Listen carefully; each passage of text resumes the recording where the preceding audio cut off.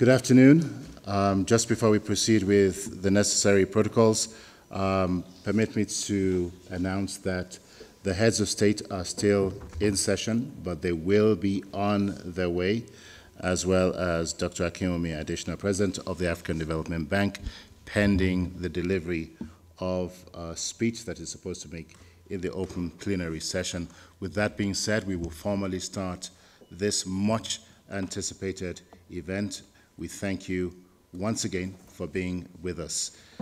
His Excellency President Teodoro Obiang Nguema of the Republic of Equatorial Guinea, His Excellency Mr. Azali Assoumani, President of the Union of Comoros, His Excellency Mr. Julius Maada Bio, President of the Republic of Sierra Leone, His Excellency, Her Excellency rather, Dr. Samia Suluhu Hassan, President of the United Republic of Tanzania, His Excellency Dr. William Ruto, President of the Republic of Kenya, His Excellency Mr. Daniel Chapo, President of the Republic of Mozambique, and His Excellency Mr. Wale Edu, Honorable Minister of Finance and Coordinating Minister of the Economy, the Federal Republic of Nigeria, Dr. Akinwumi Ayodeji Adesina, President of the African Development Bank Group, Ms. Nados Bekele Thomas, CEO of the African Union Development Agency, AUDA NEPAD, and His Excellency Ambassador Albert Muchanga, AU Commissioner Extraordinaire. Excellencies, distinguished guests, visionary leaders, Africa's finest minds, good afternoon. It really is with great pleasure that I have the privilege of moderating this very short session this afternoon, what we believe is a defining moment for the continent at the heart of Africa's leadership, the African Union headquarters this afternoon. Today, the African Union Commission, the African Development Bank Group, and the African Union Development Agency and the new Partnership for Africa's Development, AUDA NEPAD, will unveil two transformative frameworks, and they are as follows: the African Financing Stability Mechanism, AFSM, our own African-led response to debt vulnerabilities, and the Strategic Framework on Key Actions to Achieve Inclusive Growth and Sustainable Development, IGS. We must say off the bat that this is not about economics, but it's about lives, it's about futures, it's about an Africa that moves from reliance to dominance on the global stage. And these reports are not just policy recommendations, they're really powerful visionary calls to action and roadmaps for an Africa that is economically sovereign, financially resilient, and unapologetically ambitious. Excellencies, distinguished ladies and gentlemen, the world does not wait, and neither should we. So let's begin. With that being said, I'd like to invite to provide welcome remarks a statesman, a Pan-Africanist, and a leader who has consistently been committed to Africa's financial sovereignty. Distinguished ladies and gentlemen, please give a very warm good afternoon welcome to His Excellency Ambassador Albert Muchanga, AUC Commissioner Extraordinaire. Honorable Ambassador, over to you. Thank you very much, our colleagues who are here, and I believe there are other colleagues in the virtual space. We are very, very happy that you can be with us this afternoon. We were supposed to be together yesterday, but because of security issues, it was not possible to get everybody into the room. So we had to reschedule to today. We are happy, but we apologize for any inconvenience that might have been caused. The African Development Bank and the African Union go a long way together. Immediately after the formation of the OAU, one of the first strategic decisions made was to come up with the African Development Bank. And it has grown and continues to grow, and we have deepened our collaboration.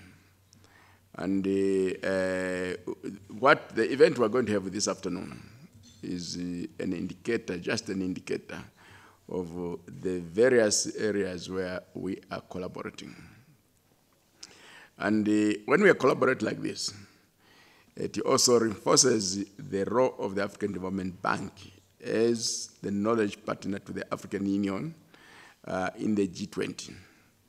The documents that are going to be unveiled, among others, will be very, very, very critical inputs in the work of the various African Union delegations when they attend the G20 meetings now and in the future. They're going to be very valid for a long time to come. But they also have a very direct impact on the lives of the African people. The strategic framework on key actions to achieve inclusive growth and sustainable development in Africa is a direct response to the first aspiration of the African Union Agenda 2063. We envisage an Africa which is moving progressively, anchored on inclusive growth and sustainable development. So that has been operationalized. We envisage an Africa that is going to considerably reduce poverty and move Africa out of, most of our economies, out of their status of being in the middle income trap. And as you go through the document, when it's unveiled, it will require a huge mindset change among policymakers, among individuals. I'll give you just one example, which is from chapter 3 of the strategic framework. It says that if we have GDP growth of 5% between 2023 and 2033. Then we rev it up to 8% up to 2053. And then it stabilizes at 6% up to 2063. The transformation that we're going to achieve is an Africa rising from GDP per capita of $4,800 in 2023 to $65,000 in 2063, and annual GDP of $160 trillion. When I said this finding in a recent meeting on free movement of people, I asked the audience, how many of you believe that come 2063, GDP per capita in 2063 will be $65,000? There were very, very few hands. So can we try it again in this audience? How many of you believe that in 2063, Africa's GDP per capita will be $65,000? Let me see a show of hands. I'm one of those. You're allowed to raise both hands. So here we have a majority. It depends. Okay, but the key issue is that we need to act, and act resolutely. If we act resolutely, we are going to achieve that. There should be no self-doubt. We need really to say, this is our vision. We want a progressive Africa. Let's move and do it. If we do it, whatever challenge will come, we shall meet those challenges and continue the journey across. So this is something very, very, very transformative.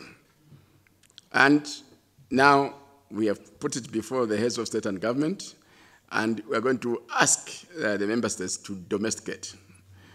During the preparation of this document, I was briefed that for each country that is interested, the economic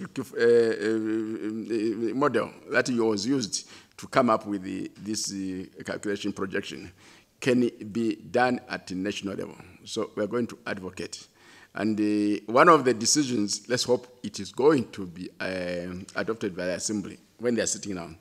One of the decisions is that each year, the chairperson of the African Union Commission and the President of the African Development Bank should give an annual report to the Assembly on the implementation of the strategic framework at the national, regional, and the continental level.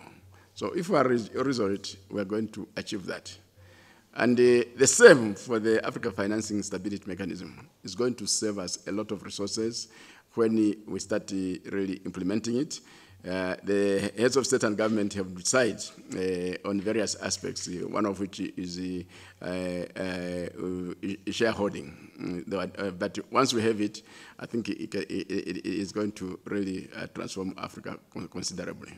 So it's with these few words that I welcome you to this audience, and I'm very, very happy that all of you are very, very, very optimistic that Africa can change course and move towards progress if she so wills it.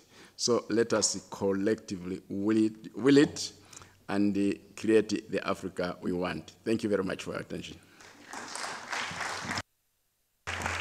Thank you very much, Honorable His Excellency Ambassador Albert Muchanga, AUC Commissioner Extraordinaire for Economic Development, Trade, Tourism, Industry, and Minerals at the AUC. Indeed, a key architect of Africa's economic integration. Your call for a much more integrated role between the African Union as well as the African Development Bank as the African Union's knowledge and investor partner is very well noted. Distinguished ladies and gentlemen, we'd like to sincerely thank Ambassador Muchanga for working tirelessly to ensure that these frameworks are not just reports but roadmaps to transformation and Africa's economic and financial future. This is not just the result of wishful thinking here, they're the results of rigorous research, policy engagement, and very, very bold vision, and for that, we do want to thank you. I'm going to take a cue from the Chief Economist of the African Development Bank. Do we go on to the President's opening statement, and is that being delivered on his behalf, or we wait for him to arrive? When he comes. Okay, fantastic. Well, our second speaker is a leader whose economic insights really are helping shape Africa's financial strategies at the very highest levels. Please give a very warm welcome to Professor Kevin Oramah, the Chief Economist and Vice President of the African Development Bank Group, who, along with his team, has done a phenomenal job putting these frameworks together. Excellencies, honorable ministers, distinguished guests joining us physically and virtually, good afternoon. Please allow me to stand on existing protocols for want of time. Today, I'm going to be speaking to us on the two main reports that has been developed, as we've heard, in conjunction with the African Union Commission and AUDA NEPAD, under the leadership and guidance of President Akinwumi Adesina, President of the African Development Bank Group, and His Excellency Musa Faki Mahamat, the chairperson of the African Union Commission at the time when he commissioned this report with President Adesina. These two reports, one on the strategic framework on key actions to achieve inclusive growth and sustainable development in Africa, was commissioned in 2022 by these two leaders that I have mentioned. And the goal is to find out, through modeling and economic analysis, what it will take for Africa to effectively achieve the first aspiration of the Agenda 2063, quote, a prosperous Africa based on inclusive growth and sustainable development. The second report that we'll be unveiling today is a technical and operational report on the Africa Financial Stability Mechanism, AFSM for short. And this report was prepared by the African Development Bank Group and the African Union Commission.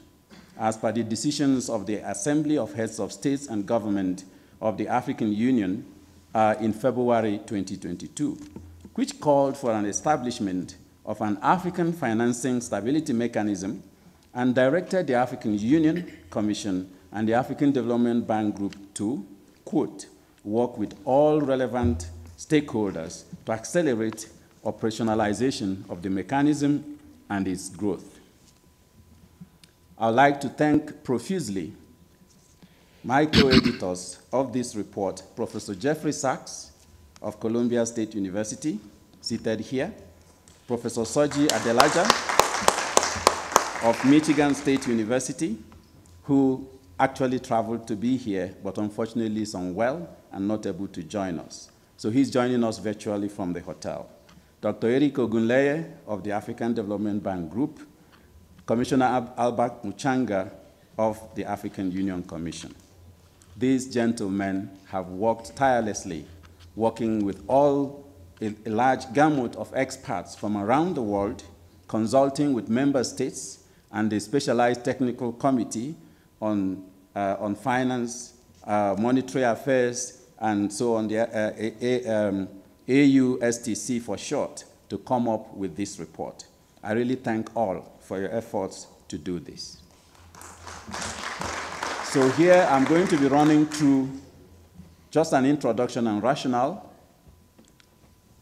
Then we look into Africa and how we have progressed in order to achieve this laudable goal of achieving inclusive growth in Africa. A brief overview on what challenges we have and how they form opportunities to be able to drive this inclusive growth and sustainable development that we're speaking about, and then go into the strategic actions at a high level, encouraging you to read the report because we really went into granular details on what must be done in order to be able to reach these goals. And then briefly present also the Africa Financing Stability Mechanism, which actually demonstrates for me that our heads of states and government are ahead of the curve. Because even as we're doing this study, which as you will see, recommends having a financing stability mechanism for Africa to show Africa of its debt vulnerability, risks, and other things, they've already made a decision and asked that it be done. I think they deserve a very big round of applause. So here is just to recap, as way of introduction, what I have said already. Africa's commitment to inclusive growth and sustainable development is obvious. In Agenda 2063, it being its first aspiration, and also in Goal 8 of the UN Sustainable Development, which Africa subscribes to.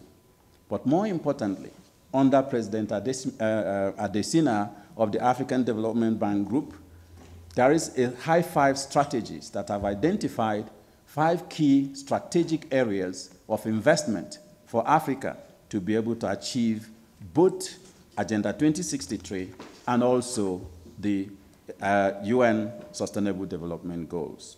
These high fives of the African Development Bank sets the pace for what we must do in order to be able to reach the goal which we all seek. And based on what we've done by way of summary, Africa's growth in economic performance is really trailblazing, considering the endogenous and exogenous challenges that countries face, with Africa continuously ranking number 2, the second fastest growing continent in the world, despite all the challenges we have, even in the current global financial systems that upends Africa's development. So that's very good. But we also find in this study that growth, which has averaged about 4% in the past decades, is not enough to be able to drive per capita income up to stages where it can alleviate poverty, create quality jobs for youths in Africa, and be able to achieve the desires and goals that have set in both agendas. And then we go into bold actions that is required. And if there's nothing you take out of this presentation, it is a finding which we had in the report demonstrating that Africa has what it takes to finance its own development domestically and achieve this high rate of growth of 7 to 10%, which is determined to be what will break these vicious cycles of poverty in Africa if we sustain it over the next 40 years. It is possible. Africa can, and Africa should do it. So it doesn't depend. It depends on us to be able to make it happen. Next, let us then go into the recent economic performance and outlook of the continent. And this young lady is asking us, how is Africa performing now? When we look at growth rates in Africa, you can see on the left side of that curve that Africa's GDP growth rate has demonstrated remarkable resilience. Despite global shocks, domestic shocks that has been overlapping and recurrent. Even during COVID-19, Africa's economies was least impacted in terms of GDP growth, and it rebounded very quickly by next year to positive growth, and consistently returns to its second position in terms of GDP growth amongst all the other continents. But as I have said, when you look at the graph on the right, you'll find that we are trailing all other regions in GDP per capita growth for several reasons. Because as our GDP is growing, so is our population also growing. So per capita incomes in Africa then remains very low and is trapping many Africans in poverty. And this is what we need to try and break. How has Africa performed historically? Is it only a short-term spell that we have not been able to achieve these goals? On the graph on the right, you will see that GDP per capita and GDP in Africa has been oscillating. So sometimes have growth spells when the continent is rising, and then other times we have what I call failed takeoffs. And we try to examine what are behind those growth spells. You will find them in the report, and what are behind those failed takeoffs that Africa has had over time. But one great finding there is that if you look at Africa's GDP in 1970 and GDP per capita in 1970, we are not doing much better today. So we have not had significant structural transformation in the structures of our economy, and we have not been able to actually grow at a pace that lifts many Africans out of poverty. But the trend in this growth varies by regions and countries, because several African countries have been able to maintain that threshold of above 7% of GDP growth rate consistently, sometimes for 2 decades. But then after that, something happens. Either a global shock happens or a domestic issue happens, and then the growth crashes again. So Africa is always rising. So in this report, we are trying to see how we can come up with an Africa that is not just always rising, but Africa that rises and stays on top. And here is just demonstrating what the impact of this volatility in growth in Africa is creating. So this is looking at GDP growth in Africa since 1970s, and you see like a cobweb going up and down consistently. So it becomes difficult for the continent to sustain GDP and GDP per capita at levels that creates sufficient jobs and breaks the vicious cycles of poverty. So our growth has been marked by volatility, low GDP per capita growth, endemic poverty, and because of that, low SDG outcomes, even though our GDP remains resilient. Why is it happening? Then we started looking at the macroeconomic dynamics in Africa to search for the patterns during the rises and during the falls. What is happening here? And here are some of the key factors that has always been the sources of the failed takeoffs in many African economies. Number one is inflation rates. We continue to see high upticks in inflation in Africa, despite the excellent work being done by many African countries in aggressive monetary policy tightening by central banks, and also work that's been done in marrying monetary policy with fiscal policy on the continent. We still see continuous return of upticks in inflation, most oftentimes above the required thresholds set even by those countries. This year, in 2024, Africa's inflation average is 18.6%, making it difficult for access to capital and for the benefits of growth to trickle to stakeholders, to citizens, because of higher prices and other things. But what is causing this uptick in inflation, we find that a major part of it is currency depreciation. Our exchange rate market remains volatile as well, responding almost proportionally to policies in the United States because of dollar dependence. So for Africa to be able to sustain growth, we need to think about how to improve domestic currency financing and other measures that allows us not to be too prone to policies that we do not have control over. Next, in the dynamics that has created these challenges is the debt dynamics in Africa. Again, we see similar trends, volatility. Even after debt restructuring and debt forgiveness in Africa, like we had during the HIPC era, we are now back again to a high debt vulnerability, debt risks, risks of debt distress in Africa. And this is not because African countries are not doing well in fiscal policy management. It is because of several other factors which you are going to find in the report. Now, currently, we have 9 African countries that is in debt distress and 11 others who are at high risk of debt distress as well. And this changing structure of debt towards private creditors in Africa is also increasing the cost of debt, increasing the cost of debt refinancing and debt servicing, and that is why the second initiative on the Africa Financial Stability Mechanism to address the debt refinancing risk in Africa becomes very central. And as I have mentioned already, if you look at the graph on the right side, you find that the spread for Africa's payments in capital markets is sometimes 3.5% higher than comparator countries that are rated equally. And that's also what is called the Africa premium with regard to Africa's risks. And because of that, the proportion of debt service in Africa is actually depriving countries scarce fiscal capacity to be able to address growth-enhancing sectors, investing in health, in human capital, in agriculture, and in education, and all those key sectors that actually drives growth. If you look on the right of this graph, you will find that 13% of Africa's incomes is actually spent on debt servicing alone, not debt repayments.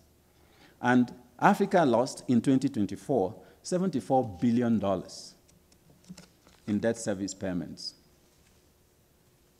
And pause there just for us to think about this figure, because that very year that this study was done, Africa received only $79.5 billion in external financing flows, from portfolio investment flows, from FDI, from ODA, and also our own remittances, which constituted over 100 billion of that 174. On debt alone, we are losing more than we are getting. And increases in the payments that Africa experiences when borrowing from the capital markets, over 500% more than when it borrows from multilateral institutions like the African Development Bank. This is significant because capitalization of the African Development Bank will become one of the key recommendations that we have, not only the African Development Bank, but all the other African financial institutions. Because if borrowing from these is 500% less, I leave you to do the economics. And then this heightening fiscal needs, as I've mentioned, continues to take resources away from investing in core sectors. And here I'm saying that amidst these significant needs in Africa and the challenges that I've tried to describe, we see that external financing flows is also oscillating. And the more important thing is that it dries up more when Africa needs it most. COVID-19 comes, countries will have to address their own needs first before they think about giving you aids foreign direct investment. And once this kind of challenges happen, the macro environment becomes riskier and even private capital takes flight. This will underscore one of our key recommendations, which is that Africa's capital must finance Africa's development if we want to achieve the 7% we're talking about. On this slide, you can see the numbers in terms of external financial inflows in Africa. It's going down. The only time that you see it going up like last year is because we had better fiscal controls in countries, macroeconomic reforms in countries that increased interest by external financiers to bring money into the continent. So it is because of portfolio investment flows. That's what happened last year. And a major part of that is not declining, and even when it declines, retains the major share of Africa's external financial flows, is our own diasporan funds, the remittances that comes from Africans living externally. So here it's to make a point that for us to depend or continue to expect depending on ODA or FDI or all those external financing flows is a pipe dream. And with the recent developments in fragmentation in global economies, rise of protectionism, geopolitical challenges we are seeing, anyone thinking of a future of development with aid, I think is very mistaken. The next thing is what I call the paradox of development financing in Africa. Africa's financial outflows every year is almost all the time about 3 times more than the financial inflows. And if you remove Africa's diaspora remittances, it becomes even much more lopsided towards Africa's own resources. And what is this telling us? We have poor risk ratings because of perceptions in the global rating agencies. We lose about $74 billion annually. Illicit financial flows, about $90 billion annually. Corruption, about $148 billion annually. And international profit shifting in global markets, $275 billion annually. Just do the math. We are losing $587 billion every year. That means $1.6 billion daily, including today that we're sitting here at the African Union Commission. And why is this important for the authors of this report?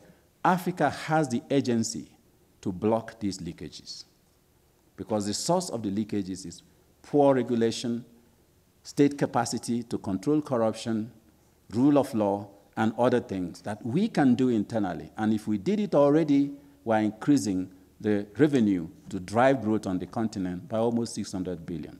And I have to say that in this analysis, we didn't include other leakages. Just today, my dear sister Ngozi Okonjo-Iweala was releasing the report, the figures, about 12 billion lost also in illegal fishing in our waters. So if you do this study properly, we might be losing trillions of US dollars.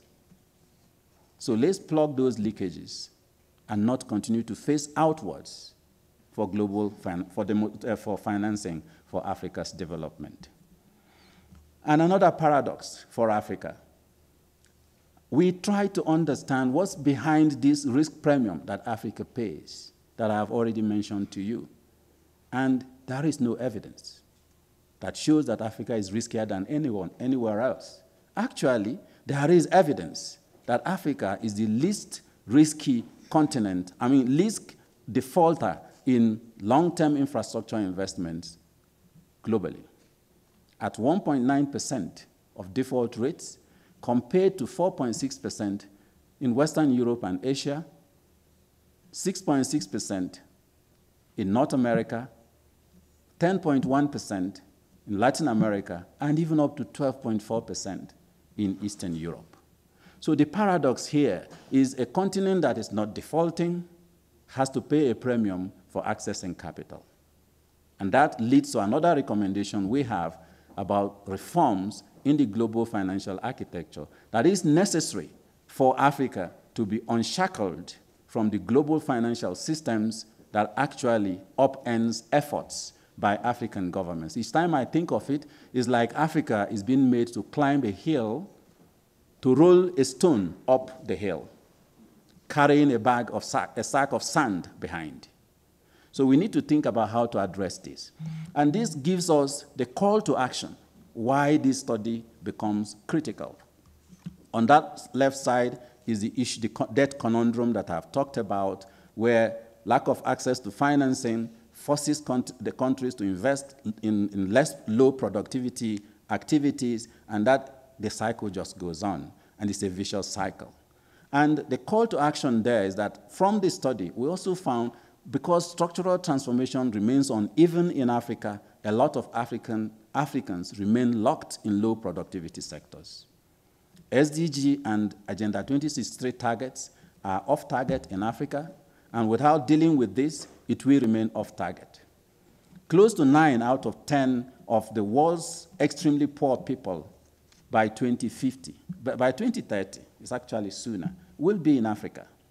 And even at current growth trends, it could be that it will take Africa more than a century to be able to reach these goals we're talking about. I hope you'll all say, never should that be.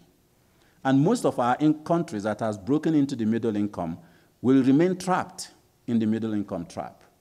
And that's why reforms, both domestically and globally, is so central to moving this forward.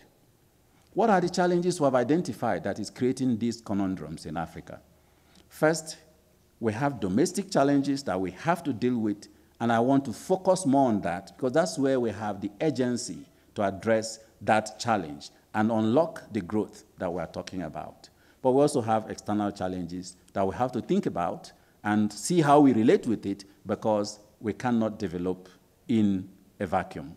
Globalization is here to stay, in our view, or maybe call it re-globalization, defining new measures for multilateralism and global cooperation in the economic paradigms. And Africa has a huge opportunity to step up and shape that agenda, because we were not there as countries when the first agenda that has upended our growth was formed in 1944-45. So we have the issues around state capacity, institutions, and governance. State capacity in terms of mobilizing domestic resources, utilizing domestic resources efficiently, and also leveraging the private sector, African private sector, I mean, and also even leveraging resources from the diaspora.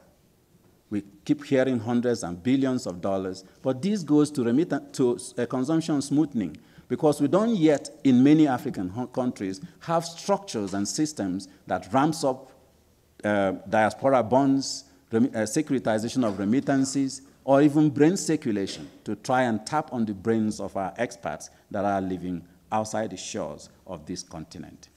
We have several things we have identified that we need to do to ensure that Africa's capital drives Africa's development. And one conclusion here is that Africa cannot outsource its development to its partners, no matter how well-meaning these partners are. One statement that Dr. Akinwumi Adesina, President of the African Development Bank, always talks about is that your neighbor will not love you so much that he sends your children to school. The next one is investing in productive infrastructure in key high-five sectors. We have already identified those sectors, so we know what to do. And those high-five sectors, UNDP, have already done studies showing us that if only we implemented those activities, investment priorities in the bank's high-fives, we will achieve 90% to 95% of both the SDGs and Agenda 2063. So we know what to do, so the priorities are not unclear. Investing in business capital development is very important. And in all these sectors, there is a critical level of infrastructure that is required for us. That's physical capital, infrastructure that is required to make the business environment easier, reduce logistic costs, and all the other things that makes business function and allows to attract financing for development. And the same is for business capital. This morning, we were just at the meeting of the Alliance for African Financial Institutions. And that's beautiful to see Africans coming together to say, how can we change the narratives? Africa can mobilize resources to finance itself. And I will also actually say Africa has always been the treasure trove of the world where resources for development are mobilized. The problem we have is retaining those resources and using them for growth in our continent. Trade and regional integration become very important. And again, quoting Ngozi Okonjo-Iweala this morning, she said, the best way to grow economies is through trade and trade. He says trade and growth are just the best ways to finance development. So she says, trade more, grow more. You have the financing to be able to drive growth in your economy. Again, we have the Africa Continental Free Trade Area Agreement that sets the pace for us to do it. It's now about enacting and implementing all the other laws and policies and strategies that makes the ACFTA not just a trade area, but an opportunity to grow productivity in Africa, improve manufacturing and industrialization, and also allow free movement of the factors of production, like the customs union, several things that the AU is already discussing. Let's fast track that. But we also need investments in endogenous human capital development and utilization. I've talked about it. Without investments in human capital, we will not be able to break that vicious cycle of poverty. And in our models, we find that the returns to education in Africa, when education is tailored to Africa's priorities, is humongous. We need to think about how to train in the right skills and competencies that improves technology input in our exports, improves the quality of our education, how we manage public finances, and other things. But again, we have instruments to do that already. The African Development Bank Group just recently launched, under the leadership of President Adesina, the Public Financial Management Academy for Africa. And I'm very glad to know that 51 trainees have already graduated and unleashed to different countries to improve the quality of financing, how we manage finances in Africa. The next that we highlight is implementation of monitoring and evaluation. Africa is awash with good policies, some of them homegrown, some of them done by external experts for us. But the problem is implementation. In every sector, you don't go to any country in Africa and not see relevant policies. When you read them, you feel, wow. But when you see what is happening, you are wondering whether this policy is actually transmitting to action. These are within our capacity, the agency of Africa, as African governments and citizens to change. Let's focus on that. But as we do that, development is like a two-track train. You have to get your house in order, but you have to collaborate with people in the global economy, trade, and other collaboration forms. And that is why we're highlighting things we have also seen that creates a problem for making Africa not to rise consistently, what we call global commons challenges: climate change and climate policy, health pandemics, global conflicts, multipolarization in the global economy, several things that happen outside of Africa that Africa has no control of, but is upending development in Africa. Climate change, for example, Africa is losing 5 to 15% of its GDP growth annually because of trying to address climate change. Yet, the global financing architecture and the climate finance architecture does not allow financing to flow to African countries that are vulnerable to those climate impacts. So governments are forced to use scarce tax revenues to address challenges created elsewhere. We know also of global conflicts and other things. And again, on climate change, how climate policy is being interpreted is driving resources away from high productivity sectors in Africa, like energy. There is no country in the world today that has ever grown on only renewable energy because of its volatility, lack of reliability, and we have had cases in Africa where we try to ramp up renewable energy because that's where global financing goes now, but when you have a risk like decline in rainfall, hydropower stations shut down or the capacity goes down and the country gets into trouble. So we need to think about how these policies are interpreted and deployed for global financing in Africa. Geopolitics of development is very clear. Africa is within the global economy, and what happens outside happens also to be influencing us. And then the systems of global governance, the debt architecture, the global financial architecture, and all those creates significant headwinds for Africa's development. So how then do we break these and be able to implement the actions that we have talked about? We have two buckets of recommendations of key actions that we need in order to drive development in Africa. First one is for Africa to focus on Africa.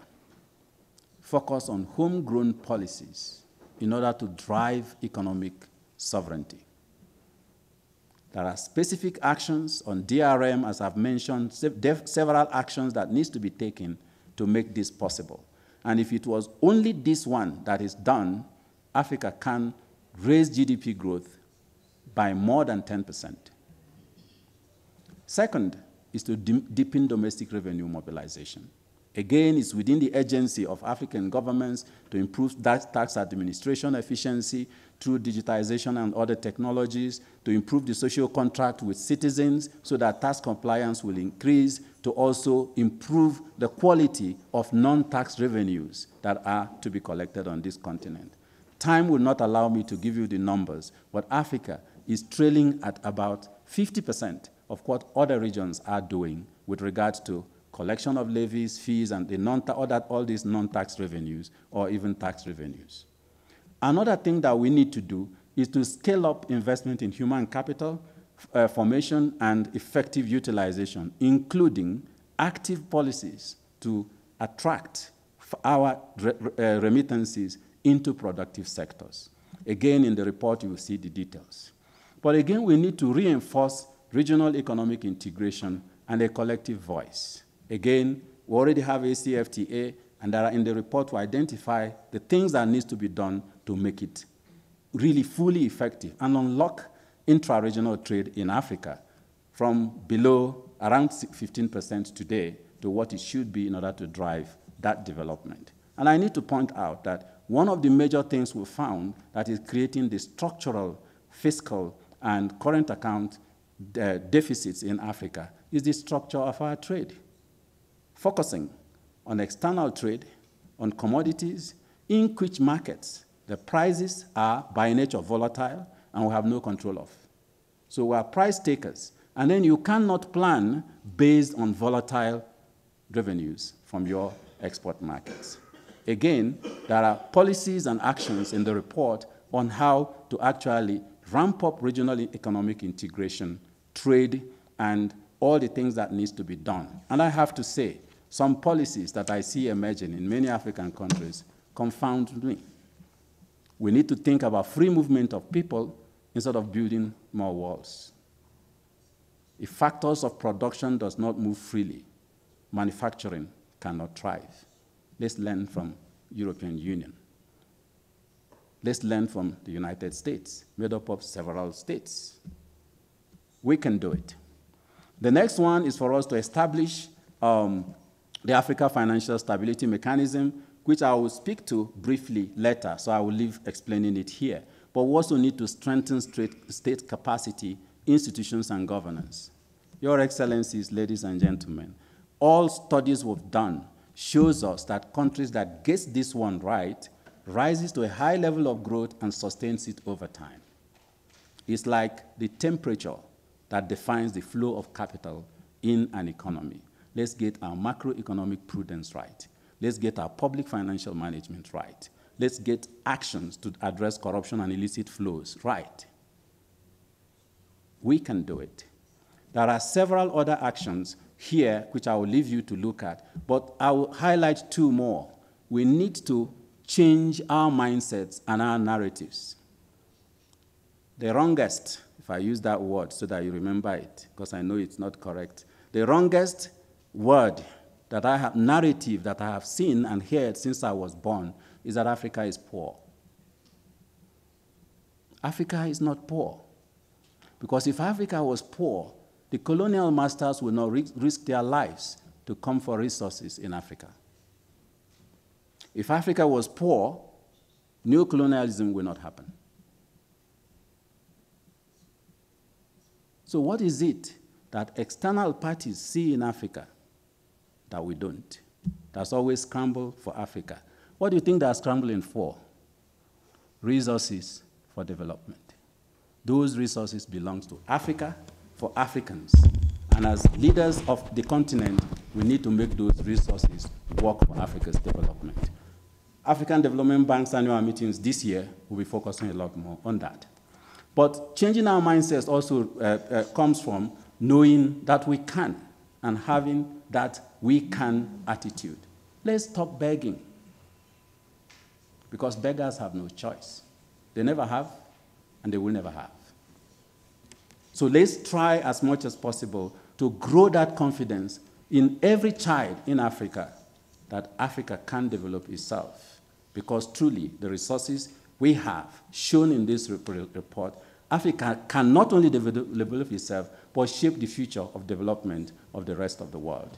With 40% of global minerals deposits in Africa, 65% of remaining arable land in Africa, a lot of rare earth minerals, what we do with our resources shapes development globally.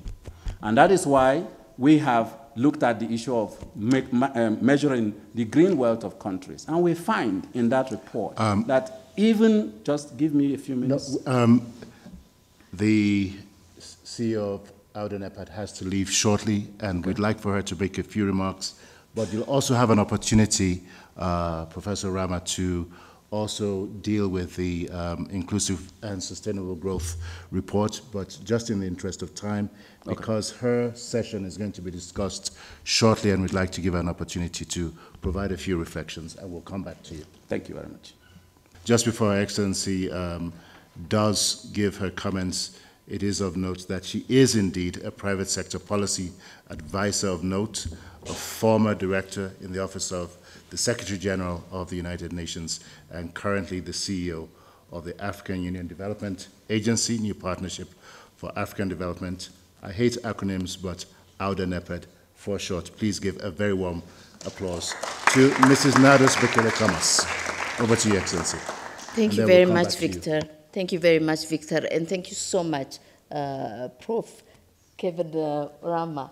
Really, you know, I am sitting here and I thought, you know, I was taking really a lecture, which is excellent, you know, and really, thank you very much for always your insightful presentation. I'm so sorry I have to be brief because the Heads of State and Government Orientation report of my organization is being discussed in a few minutes, and I need to be there, so my apologies. First and foremost, from the presentation and reading through this book, there are several things that are very of critical importance. One is the chief optimist, you know, the president of ADB is really trying to convince us through evidence that it is possible. Africa can no longer export wealth and manage poverty. Africa is going to be wealthy, and we need to wake up. Two is implementation. We Africans, we've been talking and talking and talking, and Prof. Orama just said it, we need to start implementing. Three is that we need to harmonize all these studies. When there is a study, for example, this one, which is fantastic, and we have been part of it, and we are privileged to be part of it, and I want to thank my brother, the commissioner here, who is always pushing me to read and to do something about it. But we need also to have a harmonized approach to it. We just finished designing our second 10-year implementation plan. Most of the action points are there. But what we need to do is this gives us a deeper analysis of the priority actions. And my pledge to you is to take this and to deepen that document and make it an actionable program with a monitoring and evaluation tool. We have developed a dashboard in every country to really figure out where the progress of each country is.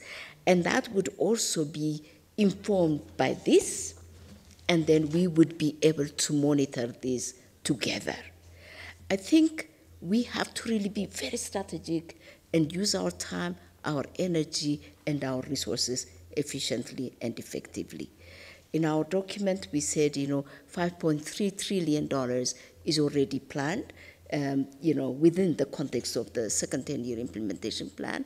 The gap is $3 trillion, and we know for sure we don't have to go far. Let's implement this and, strengthen, the systems, the mechanisms that are there, and make bold action and try to capture what is ours that we export elsewhere. The institutional funds that are kept there, the illicit flows that are there, the corruption that we as individuals, as Africans, can control. These are the things that will enable us to be prosperous. Talking about our potential forever is not going to add anything. Taking action will take us somewhere. And I would like to pledge, as the implementing agency of the African Union, the development agency that they have put to coordinate the activities of the development support and development activities in the continent, monitor and evaluate, be the knowledge repository, and also mobilize the resources. This is really a tool for me, and I will use it effectively and efficiently. Thank you very much, and thanks for being here. Thank you very much, Mrs. Nados Bekele Thomas, for the call to make this an actionable and not simply a policy document, but also for promising to utilize it for your agency and in the interest of the African Union and Agenda 2063. At this point, we'd like to call on Professor Jeffrey Sachs, a globally recognized public policy analyst, a professor at Columbia University, where he heads the Center for Sustainable Development Solutions, and for several years was a special advisor to the UN Secretary General. He is a prolific author, an incisive commentator, but more importantly, a friend of Africa. Please give Professor Jeffrey Sachs a warm round of applause. Thank you very much. I'm going to speak fast because before Nardos leaves, she's so important in this, I wanted to catch just a couple of minutes. The main point is that Africa, as an aggregate, should be able to achieve the fastest growth in the world economy for the next 40 years. That's in part because Africa starts as the poorest region. It starts as the region that still needs the most investments in high return areas, especially in human capital and in infrastructure. And that means, and it's demonstrated in hundreds of studies, that there is a potential for convergence in economies, meaning that countries that start out poor per capita can grow faster. The idea of Africa growing at 7% per capita per year for the next 40 years is ambitious but realistic. When you grow at 7% per capita, you double every 10 years. And so when we were asked at the beginning, could you reach $65,000? Well, if Africa were to grow at 7% per year between now and 2063, the answer is that Africa would be at $71,000 per capita. It's feasible. This is what China has achieved. This is what India is achieving right now. This is what Africa can achieve. To do that, there has to be much higher investment levels than now. I know you have to go, but boosting investment is key. A lot of that is going to have to be financed by international capital flows, not by domestic finance, because the economies are poor today. But the world is rich, And so there's $30 trillion of annual saving, and several hundred billion easily can be attracted to Africa, both in equity and in debt. But it's not happening right now adequately. One of the reasons is the region gets bad advice from the IMF, terrible advice. The advice is don't borrow, you have a debt crisis. This is wrong. If you take debt today and it is properly used, and you double and then double and then double and then double your economy over the next 40 years, the economy is 16 times larger. The debt to GDP of debt taken on today is a 16th of what it is in 40 years. My advice is borrow a lot more, but at long term. Don't get into a short-term debt trap, but don't lose the chance to invest in high-return investments. The single highest return investment in Africa is a young child. I mean that not morally, I mean that economically.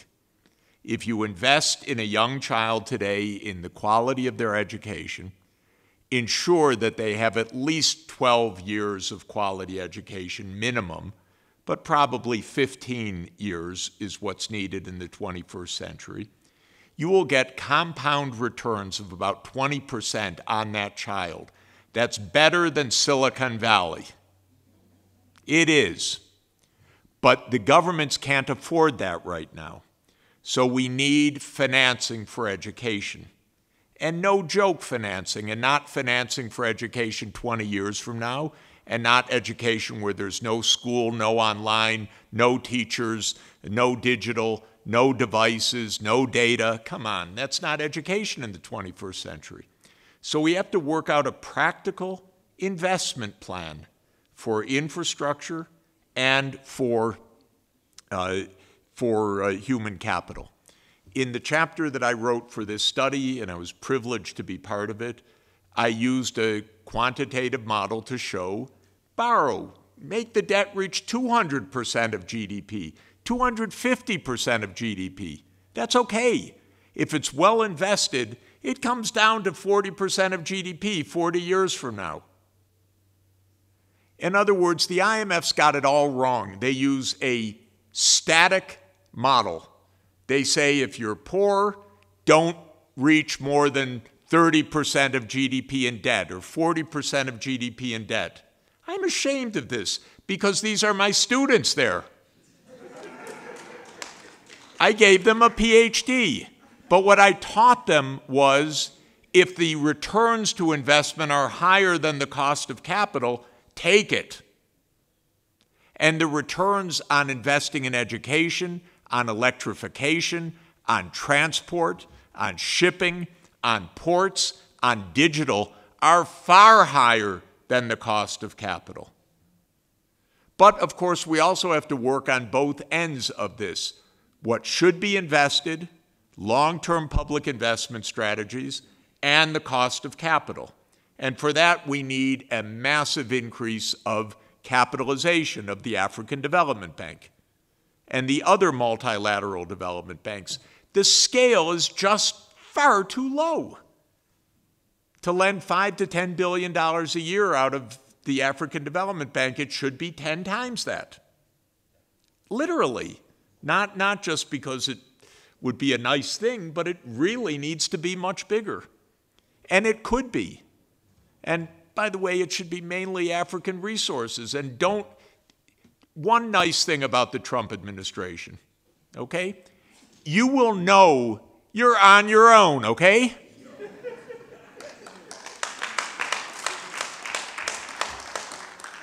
So we want Africa, I want Africa, you want Africa to be a high-income, advanced region in 40 years. No doubt it's feasible. I'm telling you, no doubt.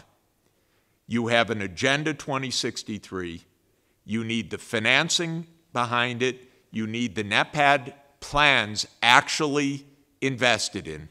All of the rail, the road, the ports.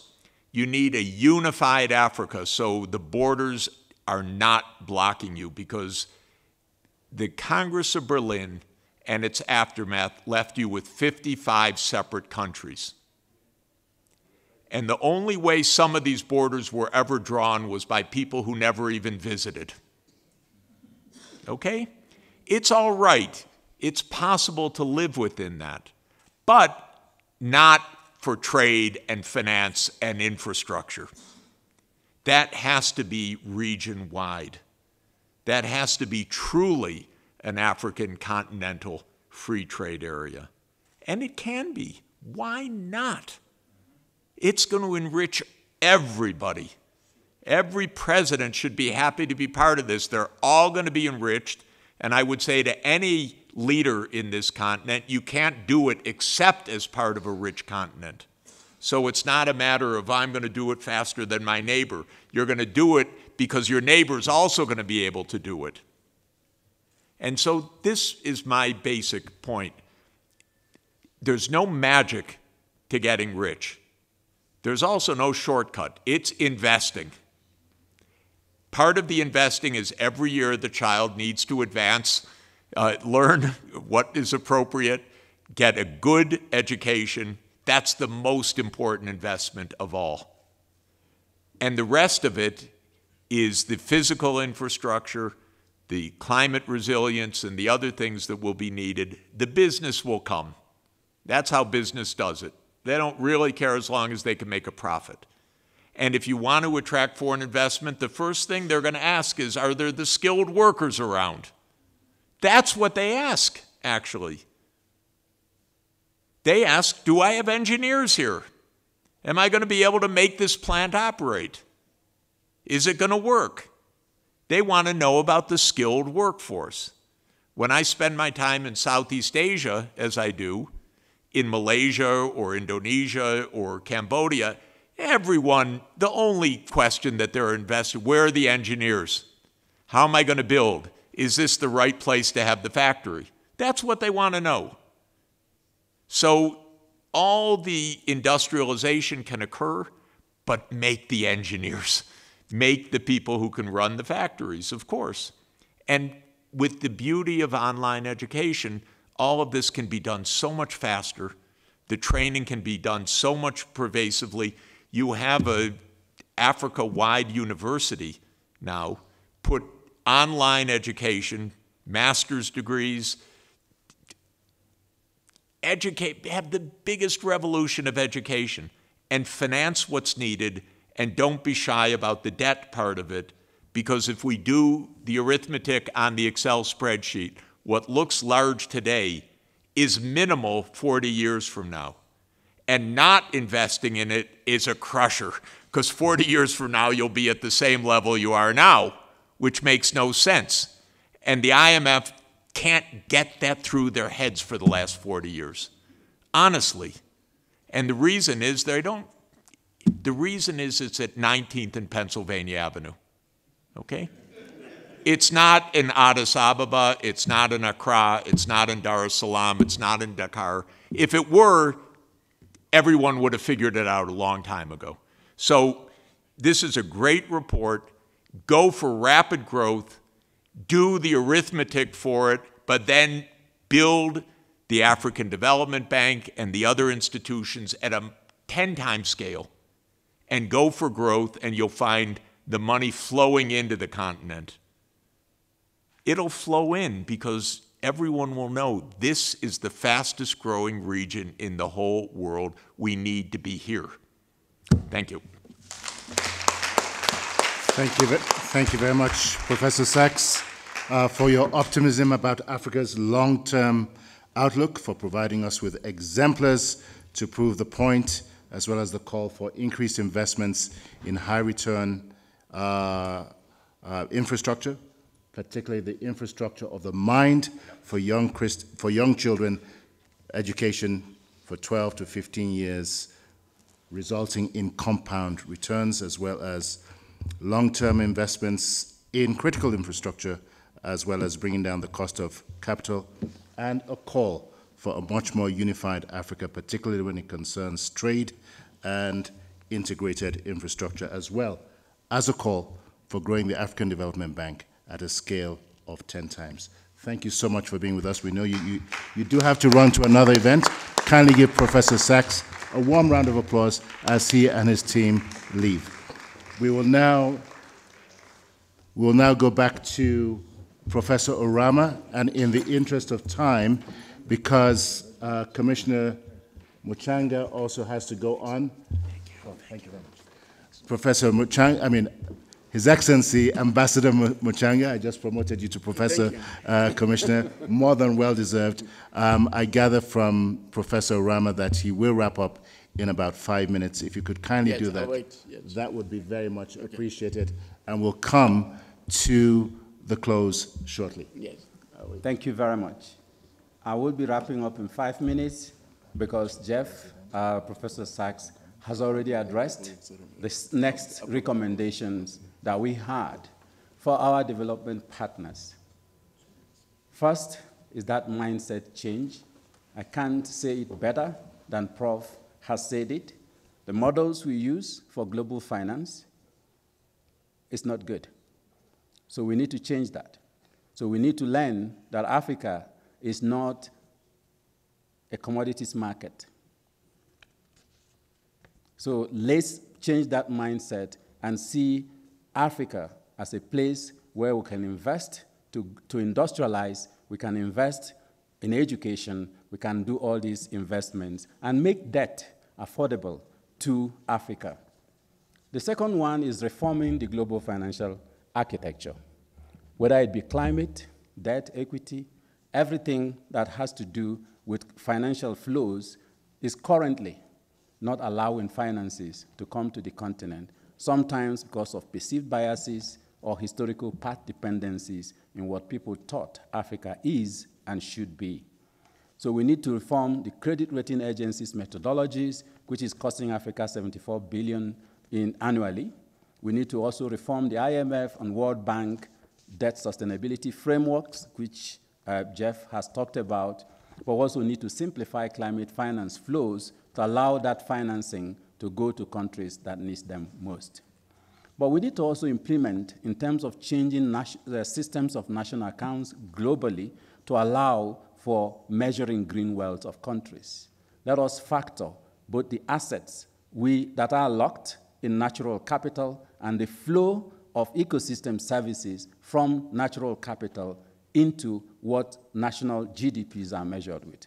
Currently, we have a report that we've published on this and launched in Baku under the leadership of President Sassou Nguesso and President William Ruto. And we find that just by taking into account carbon sequestration of forests only, for which we now have a carbon market, Africa's GDP will rise by 66.1 billion. For one country we use as a case study, the GDP would rise from 2.5 billion to about 10.7 billion. Just one flow from forests alone. Can you imagine what it will mean if the assets in natural capital, both the stocks and flows, are taken into consideration? Because that's actually the substructure that grows economies everywhere. We also need to accelerate the scale of low-cost concessional financing for Africa. And this comes at a great time because ADF 17 replenishment, the African Development Fund, is ongoing now. African heads of states, African governments, and development partners, there is need to increase that financing, the capitalization of that institution, so that low-cost financing can go to unlock this growth that Jeff has talked about. But also, SDR rechanneling is a low-hanging fruit, and it's also a call to African heads of states and heads of states globally to make that possible. Leveraging the private sector is fundamental, and then improving access to emergency financing is also necessary. African continent is already doing this, and if I just talk about the Africa Financial Stability Mechanism, which we've also recommended, but like I said in the beginning, our heads of states are ahead of the curve. It's currently before them for approval. And we find in our work that this instrument that will focus on debt refinancing in Africa will save Africa $20 billion in debt servicing costs by 2035 when fully implemented. The reports are available so you can find the details. But there is no other financial institution globally or in Africa focusing on debt refinancing that has been ripping Africa of the scarce fiscal resources for development in Africa. I have talked about the green wealth of countries, and this is just the example of that country, Central African Republic, when only carbon sequestration function of forests in that country is factored into GDP through natural capital accounting. The GDP grows from 2.5 to 10.6 billion. That's an 8.1 billion increment by measuring what we already have. And we also find that many countries' national systems of accounts are not up to date. So just by rebasing Africa's GDP, a lot of the mileage in achieving that 7% will already happen. So the African Development Bank Group is committed to working with countries through our statistics department to rebase GDPs so that we can actually measure the true worth of Africa as it is today, but also building capacity in natural capital accounting and systems of ecosystem environmental accounts in order to make sure that this happens as well. In closing, some people might think this is lofty, is too optimistic, is challenging, but Einstein reminds us that in the middle of these difficulties lies opportunities. Let's turn these challenges we have in the global financial architecture in Africa's economies to opportunities for quadrupling, doubling, quadrupling, quintupling Africa's growth, because it's possible. Because we cannot use an old map, this again from Einstein, to explore the new world. The current models is rigged against Africa. So let's come up with an African model, which we have in this report, and we'll be willing to work with countries to domesticate those models so that we can unlock these opportunities. Finally, Africa has what it takes to double its annual GDP growth and GDP per capita growth over the next 40 years and achieve Agenda 2063 if the key actions recommended in this report are judiciously implemented. Let's do it. Professor Kevin Oramah, thank you for the rigorous intellectual work that has gone into this, as well as your coordinating activities with the African Union and other partners in bringing us to this point. I believe that copies of these frameworks are available for distribution. Much food for thought here. In the middle of challenges is opportunity. We cannot use an old map to explore a new world. And as Dr. Akinwumi Adesina constantly says, Africa cannot develop at the mercy of external financial systems. The African Financial Stability Mechanism is about ownership, resilience, and securing our own financial sovereignty. Permit me, before we bring this event to a close, to acknowledge and to recognize my brother, my colleague, and friend, Dr. Patrick Olomo, who really has been integral to this process and getting us to this point. Please give him a very warm round of applause here.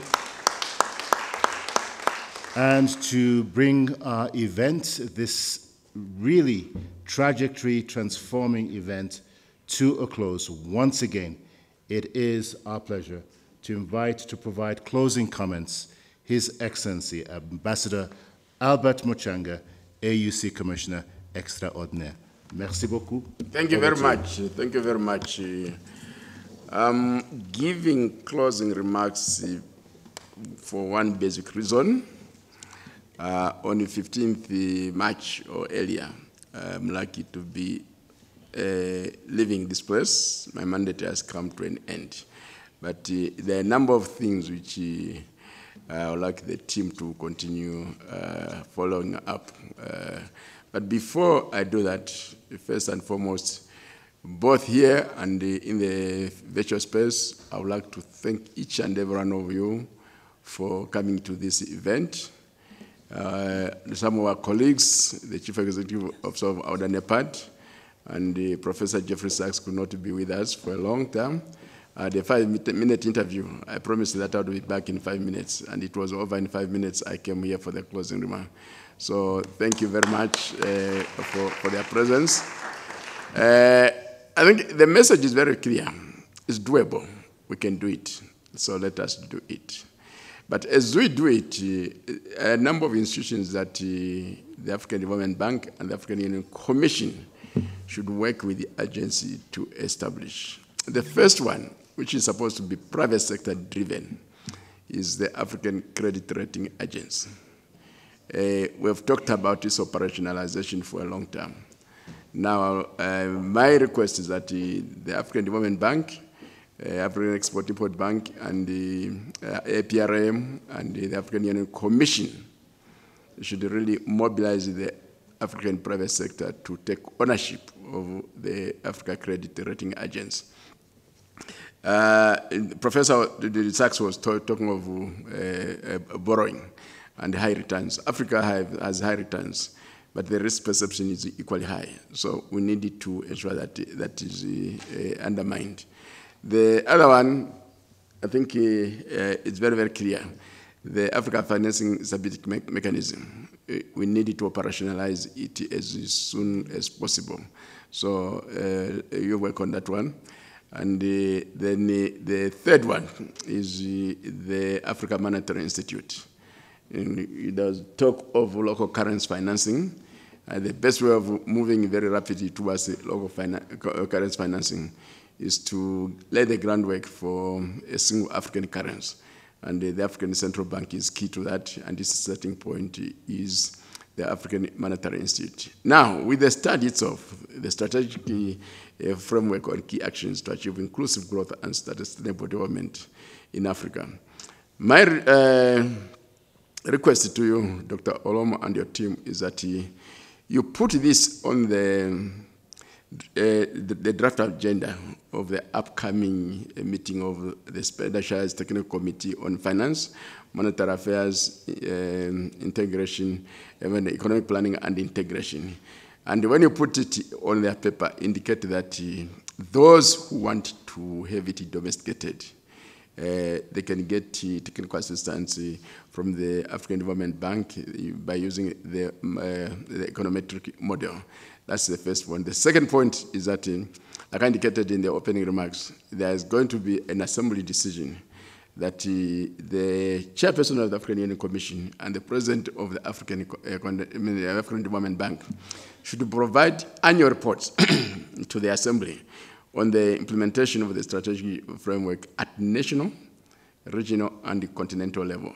So if the member states commit at the level of the Specialized Technical Committee, they go home and start the process of domestication. And of course, we had the request from our colleague at Auda NEPAD. We need to align. I think here, this document answers two critical questions. The first one is that the